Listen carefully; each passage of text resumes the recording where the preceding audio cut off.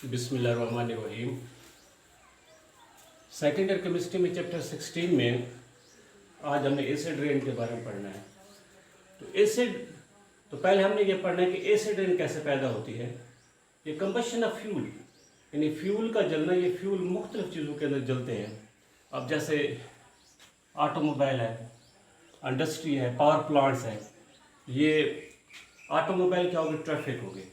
Industry ये कारखाने फैक्ट्रियाँ होंगी, और पावर प्लांट्स यानी जिसके बिजली वगैरह पैदा होती है। इन तीनों में ये ऑटोमोबाइल हो गया, इंडस्ट्री हो गया, पावर प्लांट्स हो गया, इनके अंदर फ्यूल वगैरह जलते हैं।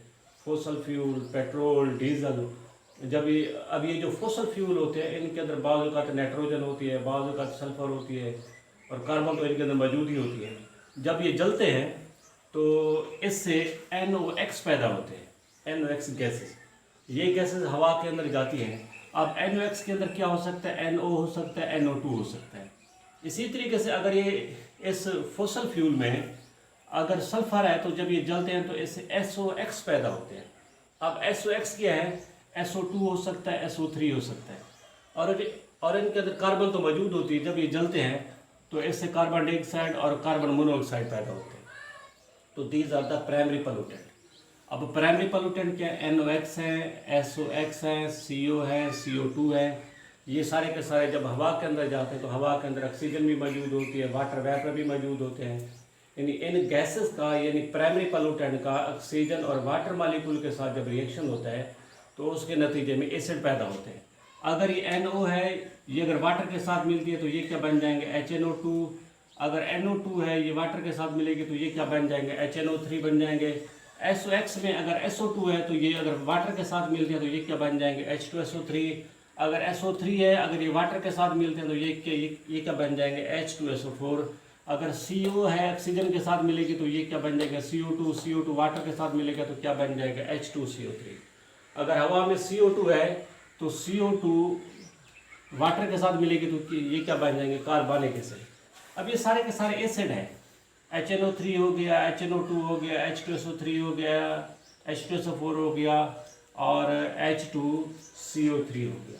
ये सारी की सारी गैसेज हैं। जब ये रेनफॉल होती है तो रेनफॉल से ये एसिड जो है ना उसके अंदर क्या होता है? अब्जॉर्ब होते हैं, और ये अब्जॉर्ब होकर क्या होते हैं? ज़मीन की तरफ आते हैं, और उसकी pH कितनी होती है? ये 5 से कम होती है। ऐसे एरिया जहाँ पर सारी की सारी इंडस्ट्री है, ट्रैफिक बहुत ज़्यादा है, और पावर प्लांट्स बहुत ज़्यादा है, जहाँ पर गैसें सारी की सारी निकलती रहती हैं, ठीक है, तो वहाँ से जो रेन होती है तो वो क्या होगी? एसिड रेन होगी।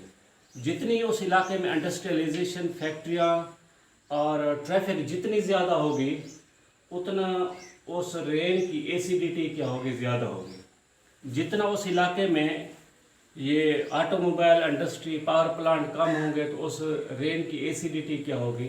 कम होगी।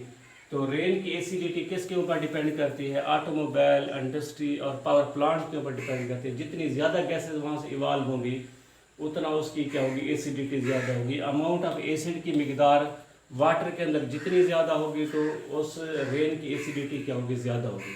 तो इसको सबसे पहले एंजस स्मिथ ने डिस्कवर किया। एसिड रेन को सबसे पहले एंजस स्मिथ ने डिस्कवर किया। और ये जो एसिड रेन होती है उसकी pH क्या होती है? ये 5 से कम होती है, has pH less than 5, but normal rain water has pH 5.6।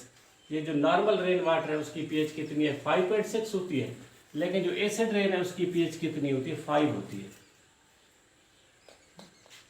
The primary pollutant like NOx, SOx, CO react with oxygen and then water to form acid like HNO2, HNO3, H2SO3, H2SO4 and H2CO3। ये सारे के सारे acid हैं। These acid mixed with rain water and fall to the ground called acid rain। जब ये सारे के सारे एसिड वाटर के साथ मिलते हैं, वाटर के साथ मिक्स होकर ज़मीन की तरफ आते हैं तो जो रेन होती है तो उसे हम क्या कहते हैं? एसिड रेन कहते हैं। अब इसके इफेक्ट क्या है? जब ये रेन वाटर ज़मीन की तरफ आती है, यानी रॉक के ऊपर या सैल के ऊपर जब ये आती है तो ये क्या होता है? इसके अंदर जो रॉक और सैल में जो हैवी मेटल है, अब जैसे Hg है, Pb है, कैल्शियम है, एल्युमिनियम है, तो ये क्या हो जाता है? फ्लो कर जाते हैं, लीच आउट कर जाते हैं। तो ये आखिरकार किसके अंदर जाते हैं, वाटर के अंदर जाते हैं। वाटर के अंदर जो एक्वेटिक लाइफ है, अब जैसे फिशेज़ हैं, एम्फीबियन हैं और दूसरी एक्वेटिक लाइफ है, जब ये हैवी मेटल वो ऑब्जॉर्व करते हैं, आखिरकार ये जो एक्वेटिक लाइफ है, एक्वेटिक एनिमल है जैसे फिशेज़ है, उसको इंसान खाते हैं, तो ये हैवी मेटल आखिरकार किस में मुंतकिल होती है, इंसान में मुंतकिल होती है और ये मुख्तलिफ बीमारियों का सबब बनती है। Acidification of soil and rock can leach metal like Hg, Pb, calcium, aluminium into the water accumulated into the fishes. Aluminium metal clog the fish gills. ये जो अल्मोनियम मेटल है, ये जो फिश गिल्स को क्या क्या करते हैं, क्लॉग्स कर देते हैं, बंद कर देते हैं, तो ये एंड कॉज द सफोकेशन।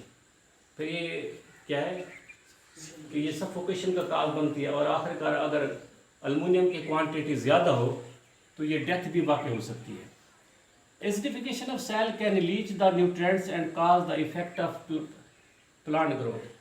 जब ये एसिड रेन ज़मीन की तरफ आती है तो इसके अंदर जो न्यूट्रिएंट्स होते हैं, अगर ये लीच आउट हो जाए, यानी अगर ये बह जाए, तो ज़मीन के अंदर जो न्यूट्रिएंट्स होते हैं उसके अंदर कमी वाक़ई हो जाती है और जो प्लांट की ग्रोथ है, जो ट्रीज़ की ग्रोथ है, जो क्रॉप्स की ग्रोथ है, वो क्या होती है, इफेक्ट होती है। अच्छा, नेक्स्ट है it damage building material, steel, paint, plastic, cement, statues specially made up of marble and limestone. ये जो एसिड रेन होती है, एसिड रेन बिल्डिंग मटेरियल के ऊपर इफेक्ट करती है।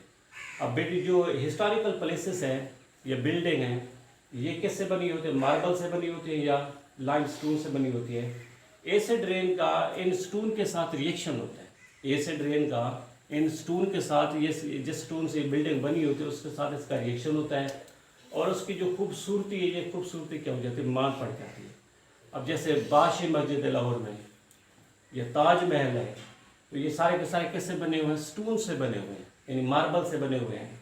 तो उसकी खूबसूरती के ऊपर क्या पड़ता है, इफेक्ट पड़ता है एसिड रेन से।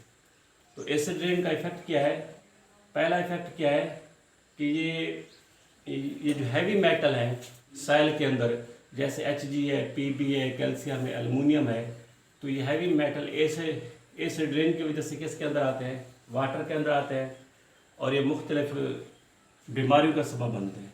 दूसरा इसका इफेक्ट ये है कि ये जो एसिड रेन है, ये एसिड रेन न्यूट्रिएंट्स को लीच आउट करते हैं सैल के अंदर जो मौजूद होते हैं और सैल की जो जरखेज़ी है, जो फर्टिलिटी है, उसके ऊपर इफेक्ट पड़ता है। जब सैल की फर्टिलिटी के ऊपर इफेक्ट पड़ेगा तो जो प्लांट ग्रोथ है उसके ऊपर भी इफेक्ट पड़ता है। तीसरा इफेक्ट ये है कि जो एसिड रेन है, एसिड रेन बिल्डिंग मटेरियल के ऊपर इफेक्ट करती है। अब बिल्डिंग मटेरियल जो हिस्टोरिकल प्लेस हैं वो स्टोन से मिलकर बने होते हैं, तो ये स्टोन का एसिड रेन के साथ रिएक्शन होता है और आखिरकार क्या होता है, उसके ऊपर इफेक्ट पड़ता है, उसकी जो खूबसूरती है, उसकी जो पैदारी है, उसके ऊपर इफेक्ट पड़ता है।